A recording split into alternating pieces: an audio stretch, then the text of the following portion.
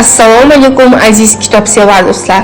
Toshkent tuman axborot kutubxona markazi siz aziz kitobxonlarga eng sara kitoblarni tavsiya etishda davom etadi. Bugun sizlarga tavsiya qilmoqchi bo'lgan kitobimiz Abdulla Qahhorning Nurli cho'qqilar qissasi. O'g'ri, bemor, dahshat, anor, nurli cho'qqilar, kim aybdor?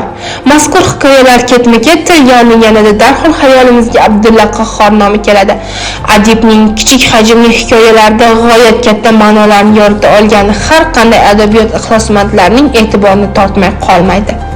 Yozuvchining so'z bilan ishlash san'ati har bir yosh qalamkashga o'ziga xos dasturiy amal bo'la olishi shubhasizdir. Hikoyalarning har qayta o'qilishi kitobxonga yangi ma'no qirralarini ochib beradi. Shularni inobatga olgan holda yurtimiz kitobxonlarining ma'lum mashhur hikoyalar mutolaasiga yana bir bor taklif etamiz.